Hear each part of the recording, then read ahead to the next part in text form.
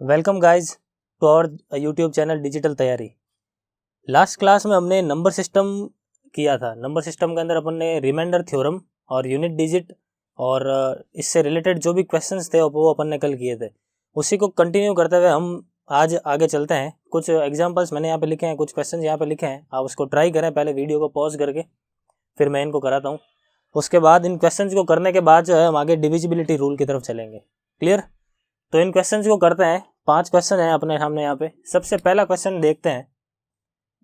सबसे पहला क्वेश्चन देखो क्या कह रहा है। किसी संख्या को जब 91 से विभाजित किया जाता है तो शेषफल 17 प्राप्त होता है। जब इसी संख्या को 13 से विभाजित किया जाता है तो शेषफल क्या होगा। ये सवाल मैंने कल की क्लास में कराया था और बताया भी था। वेरी इंपॉर्टेंट क्वेश्चन है ये, और इसका पूरा जो डिटेल्ड लॉजिक है वो भी मैंने बताया था। तो लॉजिक तो मैंने जो बताया वो आप लास्ट वीडियो के अंदर जाके देखें। मैं डायरेक्ट इसकी जो ओपन करते हैं वो बता रहा हूँ। मैंने क्या बताया था कि जब भी ऐसा क्वेश्चन आ जाए तो चेक करो कि आप जिससे डिवाइड करने वाले हो क्या वो पहले वाली संख्या का मल्टीपल है। तो देखो क्या 13 91 का मल्टीपल है। क्या 91 में 13 का भाग जाता है? बिल्कुल जाता है। इसका मतलब अब आपको क्या करना है कि डायरेक्ट जो पहले वाला शेषफल है 17, इसी के अंदर इसका भाग लगा दो 13 का। तो जब आप 17 के अंदर 13 का भाग लगाओगे तो रिमाइंडर कितना बचेगा? 4 बचेगा। तो इसका शेषफल कितना हो गया? 4। अब ऐसा मैंने क्यों किया है तो इसका डिटेल्ड जो लॉजिक है आप जो लास्ट वीडियो के अंदर जाके देखो। सेकंड नंबर जो मैंने नंबर सिस्टम का पार्ट 2 जो कराया था उसमें जाके देखें। अगला क्वेश्चन देखते हैं, सेम इसी टाइप का है। यह कह रहा है कि जब आप किसी संख्या में 36 का भाग लगाते हो, जब आप किसी संख्या में 36 का भाग लगाते हो तो रिमाइंडर जो है 19 आता है। ठीक है, लेकिन जब आप उसी संख्या में 12 का भाग लगाओगे तो रिमाइंडर कितना आएगा। तो फिर से चेक करो कि 36 के अंदर 12 का भाग जाता है क्या? तो बिल्कुल जाता है। इसका मतलब क्या करना है तुम्हें, ये जो 19 है इसी के अंदर 12 का भाग लगा दो। क्लियर है? तो जब 19 के अंदर 12 का डिवाइड लगाएंगे तो रिमाइंडर कितना आएगा अपने पास? तो रिमाइंडर आएगा 7। यानी इस क्वेश्चन का आंसर कितना हो गया? 7 हो गया। ये सारे के सारे क्वेश्चन आप जो है नोटबुक में नोट करते रहें, नोट्स प्रॉपर बना के रखें। अगला क्वेश्चन देखो, अगला भी अच्छा क्वेश्चन है, प्रीवियस ईयर में आ रखा है ये वाला। इस टाइप के मैंने कल कराए थे। रिमाइंडर फाइंड करना है आपको। तो मैंने क्या बताया था, जब भी पावर वाले क्वेश्चन आ जाए तो क्या करो, अंदर जो ये चीज़ है 10, इसको इसके नज़दीक से नज़दीक ले जाने की कोशिश करो। तो आप 10 को नज़दीक से नज़दीक कितना ले जा सकते हो? 1000 के पास ले जा सकते हो। लेकिन 1000 के पास भी कब ले जा सकते हो? जब ऊपर 3 या ऐसा कुछ हो। फिलहाल अपने पास 20 है। तो इस केस में क्या करते हैं, ये जो 10 है उसकी पावर मैं ऐसे लिख दूँ 18 इंटू 10 की पावर 2। क्लियर है? और अपॉन में मैंने लिख दिया 1001। जो 20 था मैंने उसको 10 की पावर 18 और 10 की पावर 2 लिख दिया। ठीक है, उसके बाद ये जो 10 की पावर 18 है इसको मैं ऐसा लिख दूँ 10 की पावर 3 और इस पूरे की पावर 6, और ये जो 10 की पावर 2 है इसको मैंने 100 लिख दिया। क्लियर है? ऐसा क्यों कर रहा हूँ, क्योंकि मुझे ये जो ऊपर वाली संख्या है उसको 1000 के नज़दीक पहुंचाना पड़ेगा। क्योंकि अगर मेरे को इसके आसपास पहुंचना है तो या तो इसको 1000 बनाओ या 1002 बनाओ। 1002 तो बन नहीं सकता, 1000 जरूर बन सकता है। 1000 भी कम बनेगा जब पावर जो है 3 की मल्टीपल हो। सिंपल सी बात है। अब इसको आगे कंटिन्यू करते हैं। 1001 से डिवाइड करना है। अब ये आसान है। 10 की घात 3 को अपन क्या लिख सकते हैं? 1000 लिख सकते हैं। 10 की घात 3 को मैं 1000 लिखता हूँ, कितना हो गया देखो, 1000 की घात 6 इंटू 100 बट्टा 1001। अब देखो 1000 के अंदर जब आप 1001 का डिवाइड लगाओगे तो रिमाइंडर कितना आ रहा है? -1। कितना आ रहा है रिमाइंडर? -1। और -1 की पावर कितनी है? 6 है। तो -1 की पावर 6 है तो प्लस हो जाएगा। वो इवन पावर होती है तो प्लस हो जाएगा। तो ये तो भूल ही जाए अब एक तरीके से। अब देखो कि जब आप 100 के अंदर 1001 का भाग लगाओगे, जब आप 100 के अंदर 1001 का भाग लगाओगे तो रिमाइंडर क्या आएगा? सिंपल सी बात है, 100 आएगा। मैंने बताया था कि जब बिल्कुल भी डिवाइड नहीं जा रहा है, जब बिल्कुल भी डिवाइड नहीं जा रहा है, ऊपर वाली संख्या छोटी बढ़ रही है, तो वो जो ऊपर वाली संख्या है वही रिमाइंडर होती है। जैसे बात करें, अगर मैं 2 के अंदर 5 का भाग दूं और पूछ लूं रिमाइंडर कितना है, तो रिमाइंडर कितना होगा? 2 ही होगा, क्योंकि 2 के अंदर 5 का भाग जा ही नहीं रहा है। तो पूरा का पूरा 2 एक तरीके से अपने लिए रिमाइंडर ही है। उसके बाद देखो नेक्स्ट क्वेश्चन करते हैं। 3 सवाल हो गए अपने। नेक्स्ट जो 2 क्वेश्चन है थोड़े अलग टाइप के हैं। अलग टाइप के हैं इसलिए मैं इसके पहले आपको थोड़ी सी थ्योरी करवा देता हूं, फिर इन सवाल की तरफ चलते हैं। क्वेश्चन क्या कह रहा है कि 23 की घात 10 माइनस 1024 इन चारों में से किससे विभाजित नहीं है? इन चारों में से कौन ऐसा है जो इसको विभाजित नहीं कर सकता है? तो एक तरीका तो है कि हर एक ऑप्शन रख के देखो, हर एक ऑप्शन रख के देखो, तो हो सकता है कि उसमें थोड़ी सी कैलकुलेशन कॉम्प्लिकेटेड हो जाए। तो इसलिए क्या है कि इस टाइप के सवालों को करने का एक पैटर्न होता है, वो मैं पैटर्न आपको ढंग से वहां पे समझा देता हूं। देखो, जब भी क्वेश्चन आ जाए इस फॉर्म में कि x की पावर n माइनस y की पावर n है, तो ये किससे विभाजित होगा? ये किससे विभाजित होगा? किससे विभाजित होगा, तो कैसे करना है आपको, अगर ये n जो है ऑड आ जाए, अगर ये n जो है ऊपर पावर ऑड लगी हुई है, तब तो ये जो पूरी की पूरी संख्या है वो x माइनस वाई से डिविजिबल होगी। क्लियर है। और अगर पावर इवन आ जाए, पावर जो है अगर इवन आ जाए, इस केस में ये जो पूरी की पूरी संख्या है वो x माइनस वाई से भी डिवाइड होगी और x प्लस वाई से भी डिवाइड होगी। क्लियर है। इसका भी एग्जाम्पल अपन करेंगे तो ये थोड़ा और ढंग से क्लियर होगा। उसके बाद देखो x की पावर n प्लस y की पावर n है, ये किससे विभाजित होगा ये चेक करना है मुझे। तो फिर से वही चीज करेंगे, अगर n ऑड आता है, अगर n जो है ये वाला n ऑड आता है, तो ये जो चीज है वो x प्लस वाई से डिविजिबल होगी। और इसका उल्टा अगर n इवन आ जाता है तो इसके बारे में अपन कुछ नहीं कह सकते, कांट बी सेड एनीथिंग, इसके बारे में अपन कुछ नहीं कह सकते। या तो आप ऑप्शन से अप्रोच लगा के देखो या कन्वेंशनल मेथड कुछ हो तो वो लगा के देखो, नॉर्मल इस टाइप से बनता नहीं है। ये जो ऊपर वाले 3 है इनसे क्वेश्चन बनता है। अब देखो इसको यूज कैसे करना है, यूज करने की कोशिश करते हैं। देखो इस वाले क्वेश्चन के अंदर आप अगर ढंग से देखो, यहाँ पे मैं लिख रहा हूँ इसको, तो ये 23 की पावर 10 माइनस 2 की पावर 10 है, 23 की पावर 10 माइनस 2 की पावर 10 है। अब देखो कि ये वाला जो है इन दोनों में से कौन सा वाला पैटर्न है, तो ये ऊपर वाला पैटर्न है, माइनस वाला पैटर्न चल रहा है। ठीक है, माइनस वाला पैटर्न चल रहा है। अब माइनस में भी कौन सा वाला पैटर्न चल रहा है, देखो पावर n क्या है, इवन है, इवन है मतलब क्या होगा, ये x माइनस वाई से भी डिविजिबल होगा और x प्लस वाई से भी डिविजिबल होगा। मतलब x माइनस वाई से भी डिविजिबल होगा, मतलब क्या कह सकते हैं यहाँ पर 23 माइनस 2 यानी 21 से भी डिविजिबल होगा, और x प्लस वाई यानी 23 प्लस 2 इसका मतलब 25 से भी डिविजिबल होगा। आई बात समझ में। मतलब ये जो पूरा का पूरा एक्सप्रेशन है वो 21 से भी डिविजिबल होगा और 25 से भी डिविजिबल होगा। ठीक है, अब चेक करना है कि इनमें से कौन जो है इसको डिवाइड नहीं कर सकता है। क्लियर है। अब मुझे एक बात बताओ कि ये जो पूरी की पूरी संख्या अगर 21 से डिविजिबल है तो क्या ये पूरी की पूरी संख्या 3 से डिविजिबल होगी कि नहीं होगी, क्या 7 से डिविजिबल होगी कि नहीं होगी, बिल्कुल होगी। क्यों, क्योंकि 3 और 7 जो है इसके फैक्टर ही है एक तरीके से 21 के। आ रहा नहीं आ रहा समझ में, मतलब आप यहाँ तक आ जाओ, उसके बाद क्या करो, ये जो संख्या है इनके फैक्टर लिख लो। तो 21 के फैक्टर क्या आते हैं, 1, 3 और 7। सिमिलरली इसके फैक्टर क्या आते हैं, 1 इंटू 5 इंटू 5, एक तरीके से यही है। क्लियर है। मतलब ये जो संख्या है अगर आप 21 से डिविजिबल है तो वो 7 से भी डिविजिबल होगी और 3 से भी डिविजिबल होगी और 1 से तो होगी। सिमिलरली अगर ये पूरी संख्या 25 से डिविजिबल है तो ये 1 से भी तो होगी ही और 5 से भी डिविजिबल होगी। अब 4 ऑप्शन देखते हैं, 5 से तो डिविजिबल है ही है, मतलब ये तो आंसर नहीं है। उसके बाद 4 किसी भी ऑप्शन के अंदर नहीं है, मतलब ये आंसर हो सकता है। क्लियर है। उसके बाद 3 देखो, 3 इसके अंदर आ रहा है, मतलब ये आंसर नहीं हो सकता है। उसके बाद 7 देखो, 7 इसके अंदर आ रहा है, मतलब ये भी आंसर नहीं हो सकता है। इसका मतलब बी जो है ऑप्शन एकदम सही आंसर है। आई बात समझ में। तो सिंपल सा है, इस टाइप का सवाल जब भी आ जाए तो आपको ये वाली जो है अप्रोच यूज करनी है। सेकंड क्वेश्चन करके देखते हैं इसी टाइप का। इसको मैं एक बार यहाँ पे लिख देता हूँ, इसको आप नोट कर लें पॉज करके।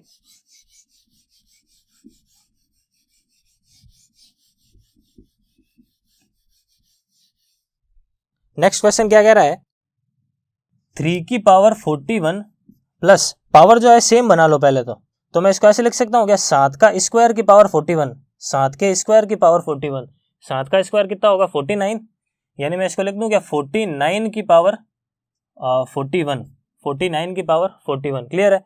अब देखो दोनों में से कौन सा वाला पैटर्न है, तो ये नीचे वाला पैटर्न है, प्लस वाला पैटर्न है। प्लस में भी कौन सा वाला पैटर्न है, देखो पावर ऑड है, ये ऑड वाला पैटर्न है। क्लियर है।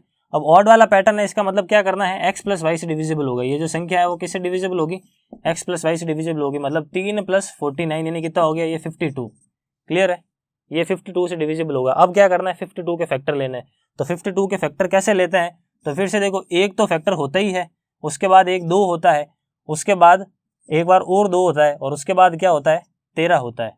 क्लियर है। कैसे करते हैं इसको, देखो अगर 52 है, इसके फैक्टर मुझे लेने हैं, तो सबसे पहले तो 2 से डिवाइड कर लो, कितना आएगा 26 आएगा। उसके बाद फिर से 2 से डिवाइड कर लो तो कितना आएगा 13 आएगा, और फिर से 13। क्लियर है। 13 से और फिर लास्ट में आ गया 1, मतलब इसके फैक्टर मैंने सारे के सारे लिख लिए, 1, 2, 2 और 13। अब देखते हैं आगे 4 ऑप्शन चेक करते हैं।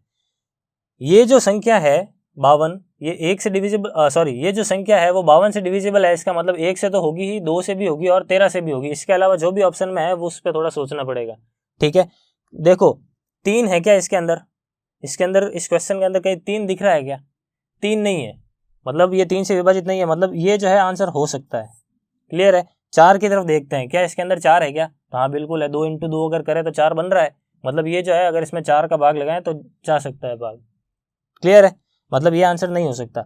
उसके बाद 13 की तरफ चलते हैं, तो बिल्कुल 13 भी है अपने पास, तो 13 जो है इसको डिवाइड कर देगा, मुझे तो कौन नहीं कर रहा है वो पता लगाना है, मतलब ये भी आंसर नहीं हो सकता। उसके बाद 13 × 2 अगर कर दूं तो 26 भी बन रहा है, मतलब ये भी आंसर नहीं हो सकता। तो बचा क्या? 3, यानी इस क्वेश्चन का आंसर कितना है? 3 है। आई बात समझ में? तो ये जो अपन ने क्वेश्चन किए थे वो कुछ अलग टाइप के क्वेश्चन थे, ये वाले तो अपन ने कल किए ही थे, ये वाले जो 2 है अलग टाइप के क्वेश्चन है और बहुत इंपॉर्टेंट क्वेश्चन है। क्लियर है? अब आगे हम चलते हैं डिविजिबिलिटी रूल की तरफ। एक बार मैं इसको इरेज कर देता हूँ, फिर डिविजिबिलिटी रूल करते हैं। देखिए गाइस, डिविजिबिलिटी रूल चेक करते हैं अपन क्या होता है। डिविजिबिलिटी रूल से बेसिकली क्वेश्चन आता है कि चारों में से कौन सी संख्या इससे विभाजित है या कौन इससे विभाजित नहीं है। तो सबसे पहले आपको डिविजिबिलिटी रूल आने चाहिए। अब डिविजिबिलिटी रूल खूब सारे हैं, इतनी संख्याएं हैं, हर एक के लिए हो सकता है अलग अलग डिविजिबिलिटी रूल हो, लेकिन अपन को केवल इंपॉर्टेंट जो नंबर्स हैं जो रेगुलरली रिपीट होते रहते हैं क्वेश्चन, उन्हीं के देखने हैं। और अगर आपको वो आता है तो आप अदर जो नंबर है उनके डिविजिबिलिटी रूल आप बना सकते हो 1 से। क्लियर है? तो इंपॉर्टेंट कौन कौन से नंबर्स हैं उनके मैं डिविजिबिलिटी रूल्स जो है मैं यहाँ पे शॉर्ट में एक बार लिख देता हूँ, और आप भी साथ में समझते रहें और नोट करते रहें। 1 का डिविजिबिलिटी रूल तो हर एक संख्या लगभग 1 से डिवाइड होती है, लगभग या सारी संख्या 1 से डिवाइड होती है, तो 1 का तो जाएंगे नहीं। 2 की अगर मैं बात करूं तो 2 से अगर डिविजिबिलिटी रूल चेक करना है तो इसका डिविजिबिलिटी रूल क्या होगा कि लास्ट का जो अंक है वो 2 से डिवाइड जाना चाहिए, मतलब लास्ट की जो संख्या है वो सम होनी चाहिए, जिसके पीछे 0, 2, 4, 6 और 8 है तो वो 2 से डिवाइड होगी ही। क्लियर है? उसके बाद 3 का डिविजिबिलिटी रूल अगर चेक करना है तो क्या करना है, अंकों का योग जो है वो 3 से डिविजिबल होना चाहिए, 3 से डिविजिबल होना चाहिए। अंकों का जो योग है 3 से डिविजिबल होना चाहिए। एग्जाम्पल अगर करें, जैसे मान लो मैं आपके सामने एक संख्या लिखता हूँ 317, क्या ये 3 से डिविजिबल है? तो इसको चेक करने के लिए क्या करो, अंकों का योग करो। 3 + 1 + 7 अगर करें तो कितना आ रहा है? 11। क्या 11 के अंदर 3 का भाग जाता है? नहीं जाता है, इसका मतलब ये जो संख्या है 3 से डिविजिबल नहीं है। क्लियर है? एक एग्जाम्पल और देखते हैं, अगर मैं एक संख्या लेता हूँ 318, अब देखो अगर इन सबको अगर मैं जोड़ता हूं तो देखो इसका जो सम है वो मुझे 12 मिल रहा है, और 12 3 से बिल्कुल डिविजिबल है, इसका मतलब ये जो पूरी की पूरी संख्या है 318 वो 3 से डिविजिबल है। क्लियर है? अब ऐसा रूल जो है सेम 9 के लिए भी है, जैसा 3 के लिए है वैसा 9 के लिए भी है। डिविजिबिलिटी रूल क्या है कि अंकों का योग 9 से डिविजिबल होना चाहिए, अंकों का योग 9 से डिविजिबल होना चाहिए। ठीक है? एग्जाम्पल अगर अपन देखते हैं, मान लो मेरे पास है 731, क्या ये 9 से डिविजिबल है? तो क्या करो, अंकों का योग कर लो, कितना आ रहा है? 11। क्या 11 के अंदर इसका भाग जाता है? 9 का नहीं जाता है, मतलब ये संख्या डिविजिबल नहीं है। एक एग्जाम्पल और लेते हैं 729, क्या ये 9 से डिविजिबल है? तो ये तो डायरेक्ट वैसे अपन को दिख ही रहा है, 9 का क्यूब होता है, डिविजिबल तो है ही है। फिर भी अगर मेथड से चेक करना है तो अंकों का योग करो, कितना आ रहा है? देखो अंकों का योग 7 और 2 9, 9 और 9 18, 18 2 9 से डिविजिबल है, इसका मतलब ये भी संख्या जो है 9 से डिविजिबल है। तो ये जो है डिविजिबिलिटी रूल लिखा है मैंने 2, 3 और 9 के लिए। क्लियर है? आगे चलते हैं, 4 का डिविजिबिलिटी रूल देखो। 4 का डिविजिबिलिटी रूल क्या है कि अंत के दो अंक मतलब लास्ट टू डिजिट्स वो जो है 4 से विभाजित होने चाहिए, किसी संख्या के लास्ट के 2 डिजिट अगर 4 से विभाजित हो रहे हैं तो वो पूरी की पूरी संख्या 4 से विभाजित होगी। कैसे? इसका एक एग्जाम्पल देखते हैं छोटा सा। जैसे मान लो मेरे सामने एक संख्या है 1026, क्या ये 4 से डिविजिबल है? तो पूरा भाग देके देखने की जरूरत नहीं है, केवल लास्ट के 2 डिजिट पकड़ो। 26 के अंदर 4 का भाग लगाओ, क्या भाग जा रहा है? नहीं जा रहा है, इसका मतलब ये जो संख्या है 4 से डिविजिबल नहीं है। एक और संख्या अगर मैं लूं, क्या ये 4 से डिविजिबल है? तो उसके लिए भी फिर से क्या करते हैं, लास्ट के 2 डिजिट पकड़ो। 24 के अंदर 4 का भाग जाता है तो बिल्कुल जाता है, इसका मतलब ये संख्या 4 से डिविजिबल है। क्लियर है? 4 का डिविजिबिलिटी रूल याद हो गया, समझ में आया? उसके बाद आगे देखते हैं, लगभग 8 का डिविजिबिलिटी रूल जो है वो भी लगभग इसी की तरह है। उसके अंदर क्या होता है, लास्ट के 3 डिजिट के अंदर लास्ट 3 डिजिट जो है वो 8 से डिविजिबल होने चाहिए। इसके अंदर क्या था, लास्ट के 2 डिजिट 4 से डिविजिबल होने चाहिए। इसके अंदर क्या है, लास्ट के 3 डिजिट जो है वो 8 से डिविजिबल होने चाहिए। ठीक है, तो इससे रिलेटेड एक एग्जांपल भी देख लो। जैसे मान लो मेरे सामने कोई संख्या है 10,517, क्या ये संख्या 8 से डिविजिबल है? तो 8 से डिविजिबल है तो चेक करो क्या इसके अंदर भाग जाता है क्या? 517 के अंदर 8 का भाग जाता है क्या? भाग नहीं जाता है। इसका मतलब ये जो संख्या है वो डिविजिबल नहीं है। ठीक है, एक और अगर कोई संख्या ऐसी है, मान लो 11,512, क्या ये 8 से डिविजिबल है? तो चेक करो क्या इसके अंदर 8 का भाग जाता है? तो 512 के अंदर 8 का भाग तो जाता ही है, अपन सॉल्व करके देख सकते हैं, इतनी सी चीज़ है। और 8 का क्यूब होता है, भाग जाता है, मतलब ये जो पूरी की पूरी संख्या है वो 8 से डिविजिबल है। आई बात समझ में? 4 का और 8 का डिविजिबिलिटी रूल हो गया। अब देखते हैं 5 का डिविजिबिलिटी रूल। 5 का डिविजिबिलिटी रूल बड़ा सिंपल है, लास्ट का जो अंक है या तो 0 होना चाहिए या 5 होना चाहिए। अगर लास्ट का अंक 0 या 5 है तो वो संख्या 5 से डिविजिबल है, नहीं तो नहीं है। क्लियर है? सबके हो गए। उसके बाद अब डायरेक्ट इंपॉर्टेंट की तरफ चलते हैं। 7 का डिविजिबिलिटी रूल भी होता है, लेकिन वो थोड़ा कॉम्प्लिकेटेड है और वो नहीं पढ़ना है, नहीं ना उसका कभी यूज होता है। अगर कोई सवाल आता है तो अपन डायरेक्ट ऑप्शन से करेंगे उसके सवाल। मैं कराऊंगा जब आपको मिक्स्ड क्वेश्चन कराऊंगा तो 7 के भी जो यूजेज है वो भी सिखा दूंगा कैसे करते हैं। फिलहाल अपन ने 2 कर लिया, 3 कर लिया, 4 कर लिया, 5 कर लिया, 6 का देख लेते हैं। 6 का डिविजिबिलिटी रूल क्या कहता है कि जो संख्या 2 और 3 से डिविजिबल है, जो संख्या 2 और 3 दोनों से डिविजिबल है वो 6 से भी डिविजिबल होगी। अब मुझे 2 का और 3 का तो पता ही है, तो 2 और 3 दोनों से डिविजिबल हो रही है क्या संख्या, चेक कर लो। अगर हो रही है तो वो 6 से भी डिविजिबल होगी। ये 6 का तो बड़ा सिंपल है। उसके बाद आगे चलते हैं सीधा 10 का। 10 तो पीछे 0 होना चाहिए, डायरेक्ट सी बात है। अब सबसे इंपॉर्टेंट जो रूल है वो है 11 का। 11 से काफ़ी सवाल आते हैं कि 11 का डिविजिबिलिटी रूल जो है वो क्या है, और उसके सवाल आते हैं। वैसे उसके सवाल क्या आते हैं वो करेंगे, पहले रूल समझ लेते हैं। रूल क्या कहता है ये कि ऑल्टरनेटिवली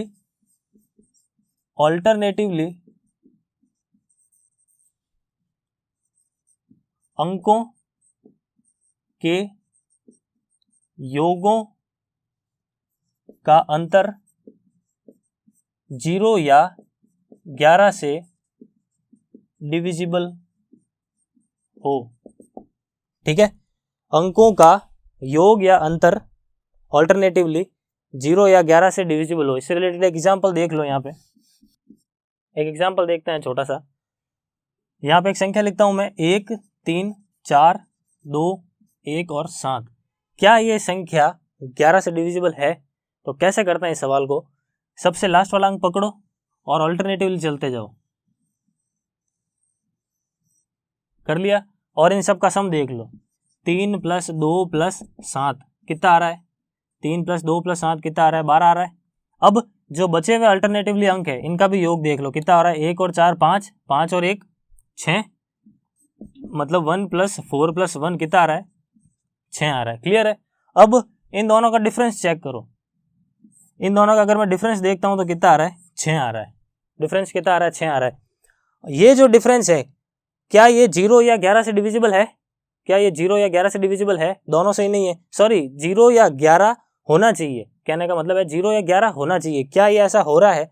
तो 0 तो हो ही नहीं रहा है, ना तो ये 11 हो रहा है, ना 11 का मल्टीपल हो रहा है। क्लियर है? मतलब ये जो संख्या है वो इससे डिविजिबल नहीं है। एक एग्जाम्पल ऐसा करके देखते हैं जो डिविजिबल हो। जैसे सिंपल से एक एग्जाम्पल है 1331। ये वाली चीज़ क्लियर हुई या नहीं हुई है? ऑल्टरनेटिवली चले, अंकों का योग देखा, इसका भी देख लिया, दोनों का अंतर चेक कर लिया मैंने। अंतर जो है 0 या 11 होना चाहिए या फिर 11 का मल्टीपल होना चाहिए। तो यहाँ पर ऐसा कुछ भी नहीं हो रहा है, इसका मतलब ये जो है डिविजिबल नहीं है। क्लियर? ये देखते हैं इसके अंदर भी ऑल्टरनेटिवली अगर मैं चलूँ तो ऐसे, और यहाँ पे चले तो ये ऐसे, मतलब 3 + 1 यानी 4, और यहाँ पे भी 3 + 1 यानी कितना आ रहा है? 4। दोनों का अंतर कितना आ रहा है? 0। तो जब भी अंतर 0 आ जाए इस केस में क्या होगा, वो संख्या जो है 11 से डिविजिबल होगी। आई बात समझ में? तो 11 का जो है डिविजिबिलिटी रूल था छोटा सा। इससे रिलेटेड कुछ क्वेश्चन अभी और करते हैं। मैं इसको इरेज करके यहाँ पे पहले क्वेश्चन नोट कर देता हूँ, फिर अपन उसको सॉल्व करते हैं। देखिए गाइस, यहाँ पे मैंने कुछ क्वेश्चन लिखे हैं। 11 से डिविजिबिलिटी जो है इसमें तो चेक करनी है, और इसमें बताना है कि अगर ये संख्याएं 11 से डिविजिबल है तो x की वैल्यूज़ क्या होगी। और लास्ट के जो 2 सवाल हैं वो थोड़े अलग है, इनको मैं कराता हूँ। एक बार वीडियो को पॉज करें और ट्राई करें इन सवालों को, फिर मैं इनको सॉल्व करवाता हूँ। देखो, सबसे पहला क्वेश्चन देखते हैं अपन। सबसे पहला क्वेश्चन, क्या ये 11 से डिविजिबल है? बस इतना देखना है। तो 11 से डिविजिबल है या नहीं, उसके लिए क्या करना है, ऑल्टरनेटिवली चलते जाएंगे। ऑल्टरनेटिवली चलते जाएंगे यहाँ पे इस तरीके से। तो कितना आ रहा है इन सब का सम? 8 आ रहा है। उसके बाद बचे हुए जो नंबर्स है इनका भी सम कितना आ रहा है, 8 आ रहा है, और इनका डिफरेंस कितना आ रहा है, 0 आ रहा है। इसका मतलब ये जो संख्या है वो 11 से डिविजिबल है। आई बात समझ में? जो अपन ने डिविजिबिलिटी रूल देखा था उसी के अकॉर्डिंग है।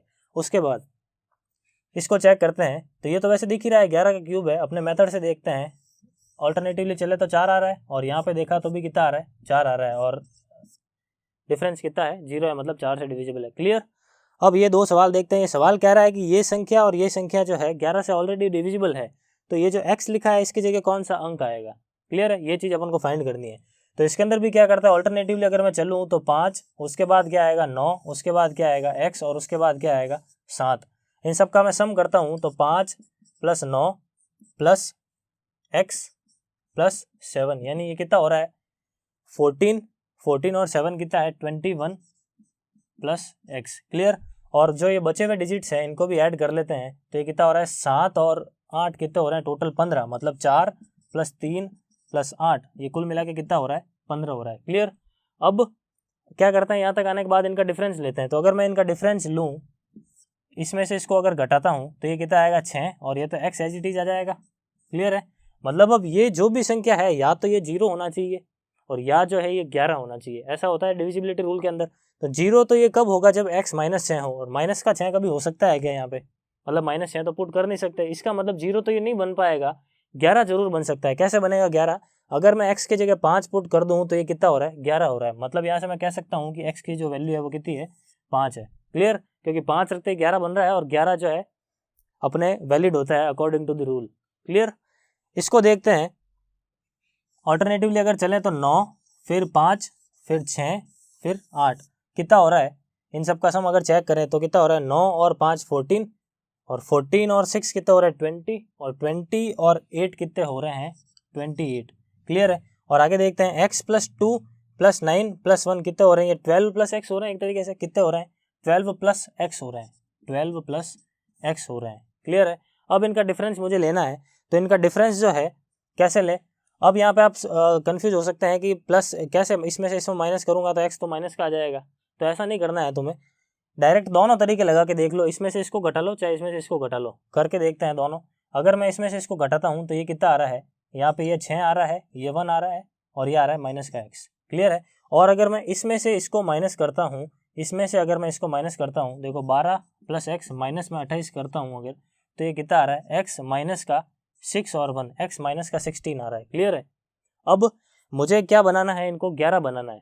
इनको क्या बनाना है 11 या फिर 0 बनाना है। अगर मुझे इसको 11 बनाना है, इस पूरे को एक्सप्रेशन को अगर मुझे 11 बनाना है, तो x की जगह कितना होना चाहिए यहाँ पे, x की जगह कितना होना चाहिए यहाँ पे 5 होना चाहिए।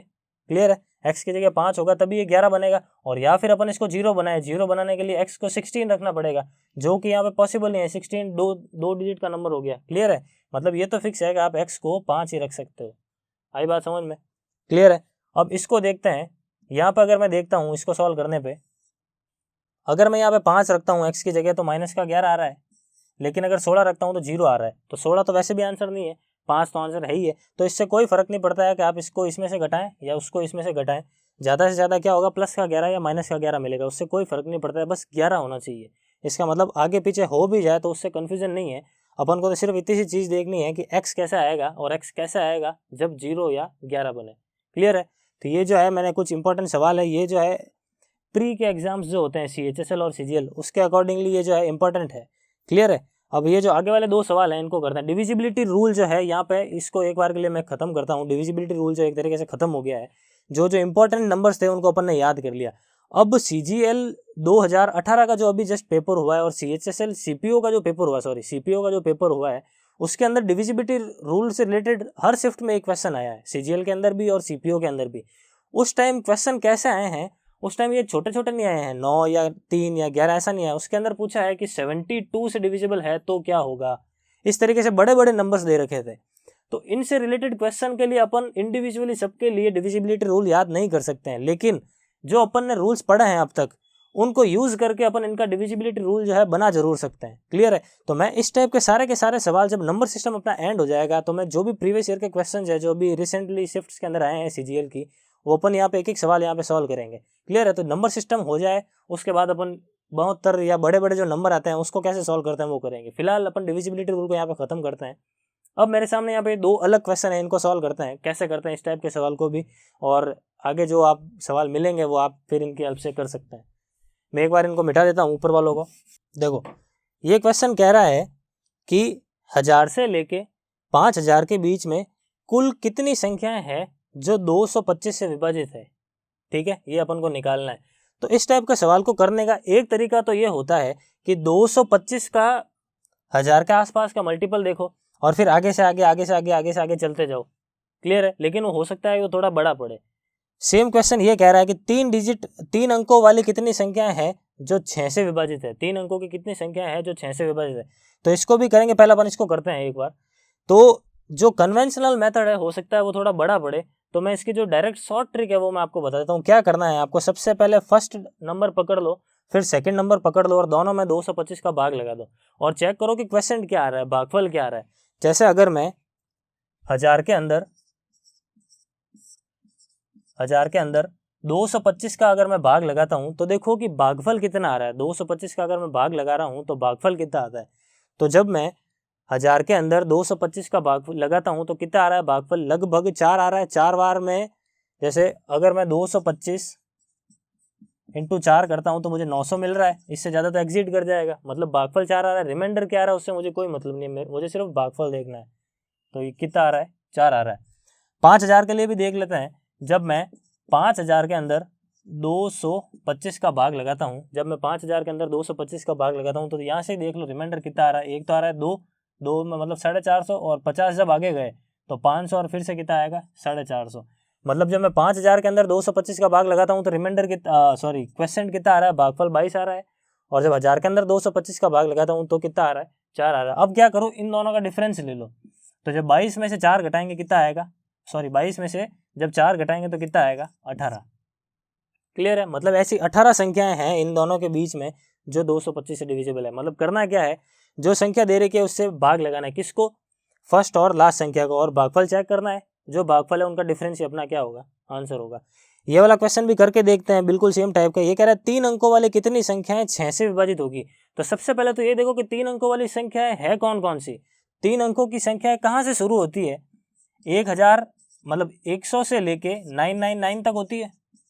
100 से लेके 999 तक होती है नहीं होती है। अब उसके अंदर भी देखना है कि 6 से डिविजिबल, तो ये तो वैसे भी नहीं है, 100 तो वैसे भी नहीं है। तो 100 को तो अपन हटा ही ले, अपन तो डायरेक्ट 101 से ही चेक करते हैं, थोड़ा आसान रहेगा अपने लिए। क्या 100 6 से डिविजिबल है क्या, अपन को डायरेक्ट दिख रहा है, नहीं है। तो 1000 को तो अपन काउंटिंग से ही बाहर ले लेते हैं, डायरेक्ट अपन तो 101 से चलते हैं। तो 101 से लेके 999 के बीच में कितनी संख्याएं हैं जो 6 से डिविजिबल है। क्लियर। तो एक तरीका कन्वेंशनल है वो बड़ा पड़ेगा, अपन अपने तरीके से चलते हैं। तो क्या करेंगे, 101 में सबसे पहले तो लगाओ 6 का भाग, और एक बार 999 में लगा दो 6 का भाग। क्लियर है। जब मैं इसके अंदर 6 का भाग लगा रहा हूँ तो 1 और 4 आगे गए तो 6 बार में। जब मैं इसके अंदर 6 का भाग लगा रहा हूँ तो 1 3 आगे गए तो 6, फिर से 3 आगे गए तो 6, यानी कितना आ रहा है, 166 आ रहा है। और अगर मैं इनका डिफरेंस देखता हूँ तो इनका जो डिफरेंस है वो कितना आ रहा है, 150, यानी अपना आंसर कितना होगा, अपना आंसर होगा 150। आई बात समझ में। तो ये दो नए सवाल थे। अब ऐसे कुछ भी सवाल आ जाए, चाहे 2 अंकों की संख्याएं और अंतराल दिया है, आपको कुछ भी पूछे डिविजिबल कितनी संख्याएं होगी, तो ये सेम पैटर्न लगेगा हर क्वेश्चन के अंदर। तो ये आपको अलग से नोट करना है इस क्वेश्चन को, और इससे रिलेटेड कोई सवाल आया तो आप इस मेथड से जरूर उसको सॉल्व कर लें। क्लियर है। Thank you guys for watching our video. I hope आपको कंटेंट पसंद आया होगा। नंबर सिस्टम के अंदर जो जो मैंने आपको टॉपिक्स पढ़ाए हैं, इसी सीरीज़ को अपन कंटिन्यू रखेंगे। और अगर आपको हमारे लेक्चर्स पसंद आ रहे हैं, जो यहाँ पे कंटेंट मैं आपको करवा रहा हूँ, अगर आपको पसंद आ रहा है तो ज़रूर आप वीडियो को लाइक करें, शेयर करें, सब्सक्राइब करें हमारे चैनल पर, और बेल आइकन को प्रेस करें ताकि आपको फ्यूचर वीडियोज़ का नोटिफिकेशन मिल सके। Thank you guys for watching our video again.